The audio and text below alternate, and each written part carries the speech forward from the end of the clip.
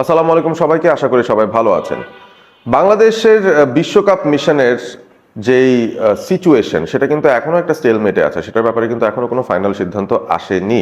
আমরা দেখেছি যে জানুয়ারির 21 তারিখে যখন সিদ্ধান্ত আসার কথা ছিল, একটা মিটিং হয়েছিল আইসিসির এবং সেখানে তারা সিদ্ধান্ত ফাইনালি নিয়েছিল যে বাংলাদেশকে ইন্ডিয়াতে গিয়েই ওয়ার্ল্ড কাপটা খেলতে হবে এবং সেটার হিসেব ধরে 24 ঘন্টার একটা সময় বাংলাদেশকে নাকি দিয়ে দেওয়া হয়েছিল। এই 24 ঘন্টার মধ্যে বাংলাদেশকে তাদের রেসপন্সটা দিতে হতো আইসিসির কাছে। এখন বাংলাদেশ কিন্তু ফর্মালি আইসিসির কাছে তাদের রেসপন্সটা দেয়নি যে তারা যাচ্ছে না বা যাচ্ছে এরকম কোনো কিছু, বাট অবভিয়াসলি তাদের রেসপন্সের ধরনটা এমন ছিল যে বাংলাদেশ আরও একবার নাকি আইসিসির কাছে চিঠি পাঠিয়েছে সেটা জানিয়ে যে তাদের ভেন্যুটা যেন পরিবর্তন করা হয় এবং তাদের যে দাবি সিকিউরিটি রিলেটেড এই দাবিগুলো যৌক্তিক।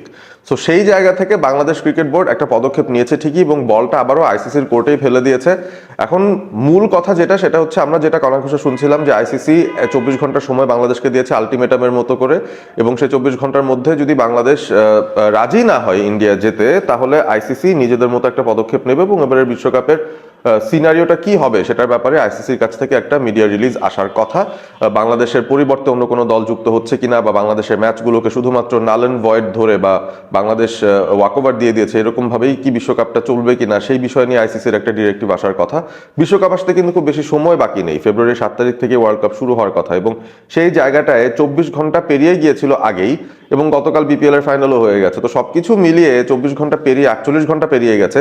বাংলাদেশ তাদের অবস্থানে স্পষ্ট, তারা কিন্তু জানিয়ে দিয়েছে যে তারা ইন্ডিয়াতে যাবে না এবং আবারও আইসিসিকে চিঠি দিয়েছে শ্রীলঙ্কাতে যেন তাদের ম্যাচগুলোকে রিলোকেট করা হয়।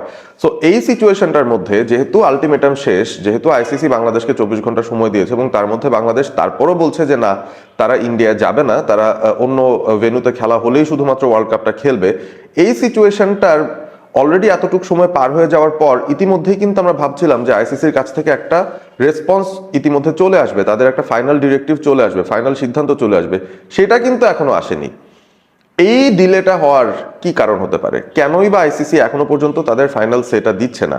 বাংলাদেশের যে রিসেন্ট লেটারটা তাদের কাছে গেছে সেটাই কি আবার তারা রিকনসিডার করছে কিনা, কিংবা কি আসলে বিষয় নিয়ে তারা আসলে আটকে গেছে সেটাই কিন্তু আমরা এখনো বুঝতে পারছি না। তো এখানেও কিন্তু আমরা একটুখানি সন্দেহের মধ্যেই পড়ে যাচ্ছি যে আইসিসি শেষ পর্যন্ত তারা কতটুকু কি বলবো চাপের মধ্যে আছে যে তারা এখনো পর্যন্ত তাদের ওই ফাইনাল সিদ্ধান্তটা বাংলাদেশকে জানাতে পারছে না।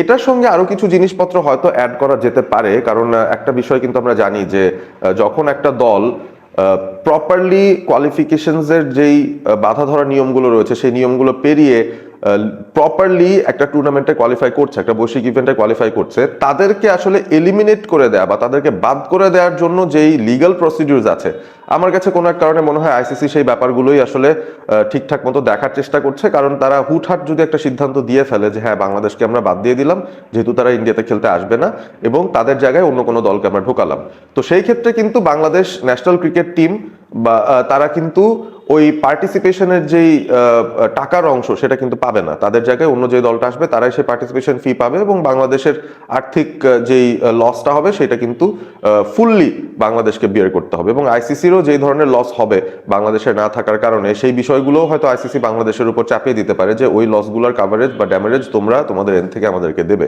সো এই বিষয়গুলোও কিন্তু থাকে, বাট জিনিসটা হচ্ছে আইসিসি লিগালি বাংলাদেশকে বাদ করতে পারে কিনা সেই লিগাল ইস্যুটা নিয়ে আমার মনে হয় আইসিসি খানিকটা দ্বিধাদ্বন্দ্বের মধ্যে রয়েছে এই মুহূর্তে। তারা হয়তো সেটাই সর্ট আউট করার চেষ্টা করছে, কারণ আপনি তো বুঝতেই পারছেন যে বাংলাদেশ কখনোই বলেনি যে তারা বিশ্বকাপ খেলবে না, তারা শুধুমাত্র বলেছে যে আমরা ইন্ডিয়াতে খেলতে যাব না, ইন্ডিয়া ছাড়াও অন্য যে ভেন্যু রয়েছে শ্রীলঙ্কা সেখানে আমরা যদি খেলাগুলো খেলা হয় তাহলে আমরা খেলতে যাব। সো এখানে কিন্তু এরকম বিষয় না যে বাংলাদেশ বিশ্বকাপটা বয়কট করেছে, তারা বেসিক্যালি ইন্ডিয়াকে অ্যাজ আ ভেন্যু মেনে নিতে চাইছে না, তারা সেখানে সিকিউরিটির কারণে বলছে যে আমরা সেখানে যাব না, আমরা শ্রীলঙ্কা হলে খেলবো। সো এটা কিন্তু একটা মানে খুবই ট্রিকি সিচুয়েশন আমি বলবো আইসিসির জন্য, যে তারা এটাও স্টেট করতে পারছে না যে বাংলাদেশ বিশ্বকাপটা বয়কট করছে সেই হিসাবে আমরা অন্য কোনো টিমকে ঢুকাচ্ছি, সেই চাপটাও বাংলাদেশকে দিতে পারছে না এবং সেই সাথে আরো একটা কিছু লিগাল বিষয় তাদের মধ্যে রয়েছে যে তারা যদি এখন বাংলাদেশকে নাল অ্যান্ড ভয়েড করে দেয়, তাদের লসের অ্যামাউন্টটা কিন্তু বেশি হয়ে যাবে।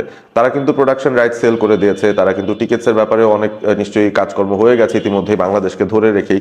সো ওই জায়গা থেকে তাদের যে লসটা হবে, বাংলাদেশ যদি ওয়ার্ল্ড কাপে নাই যায় ইন্ডিয়াতে খেলতে, কলকাতার 3টা ম্যাচ, মুম্বাইয়ের 1টা ম্যাচ, এই 4টা ম্যাচের যদি কোনো খেলাই না হয়, সেই ক্ষেত্রে কিন্তু আইসিসি বিশাল একটা লসের মুখে পড়তে হতে পারে। সো এই বিষয়গুলো তারা হয়তো অ্যানালাইজ করার চেষ্টা করছে যে কোনটাতে লস কম হবে, কিন্তু আবার লিগালি বাংলাদেশকে ওয়ার্ল্ড কাপ থেকে বাদ দিতে হলেও কি কি প্রসিডিউর তাদের মেনটেন করতে হবে সেগুলো নিয়েও নিশ্চয়ই তারা চিন্তা ভাবনার মধ্যে রয়েছে।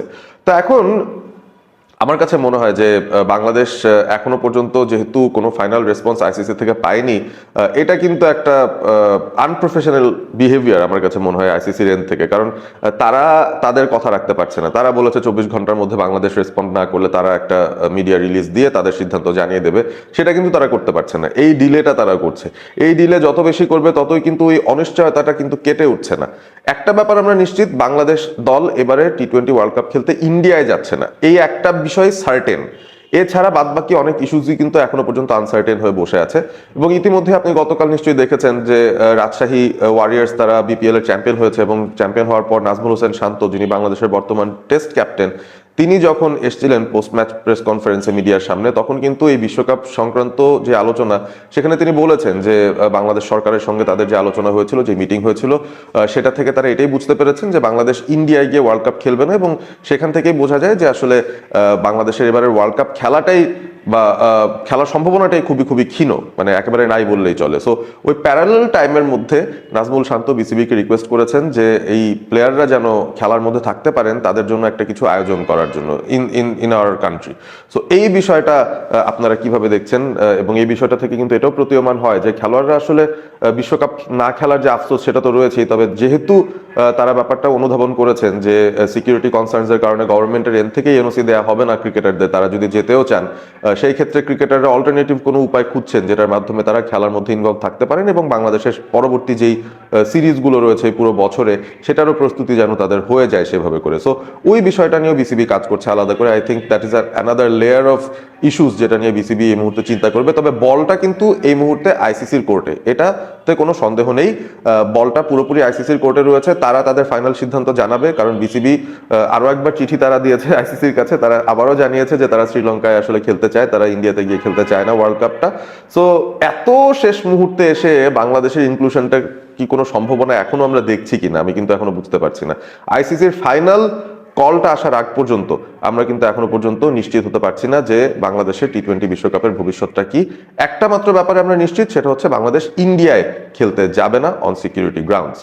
ভিডিওটি কেমন লাগলো জানিয়ে দিবেন কমেন্ট করে এটাও জানিয়ে দেবেন যে ওভারঅল আপনাদের কাছে কি মনে হচ্ছে বাংলাদেশের ক্রিকেটের এই সিচুয়েশনটার মধ্যে বাংলাদেশের যে স্ট্যান্ড পয়েন্টটা রয়েছে, সেই স্ট্যান্ড পয়েন্টে আইসিসি আসলে কতটুকু কনসিডার করেছে বাংলাদেশের দাবিগুলোকে, এবং সেই সাথে আইসিসি কি আদতেই এই ইনক্রেডিবল কাজটা করতে পারবে কিনা, বাংলাদেশের সব ম্যাচ শ্রীলঙ্কায় শিফট করে বাংলাদেশকে ইনক্লুড করার ব্যাপারে তারা কি ভাবছে কিনা, এই কারণেই কি তাদের আলটিমেটাম দেওয়ার পরও ফাইনাল ভার্ডিক্ট দিতে এত সময় লাগছে, নাকি আইসিসি আসলে ওই লিগাল গ্রাউন্ডসগুলোই খুঁজছে যেটার মাধ্যমে তারা বাংলাদেশকে বাদ দিয়ে অন্য কোনো দলকে ইনক্লুড করবে? কি মনে হয় আপনাদের কাছে, কেন এই ডিলেটা হচ্ছে জানিয়ে দিতে পারেন কমেন্ট করে। ভালো লাগলে ভিডিওটি অবশ্যই বন্ধুদের সঙ্গে শেয়ার করবেন এবং সেই সাথে সাবস্ক্রাইব করবেন অল স্পোর্ট এবিপি। ভালো থাকবেন সবাই।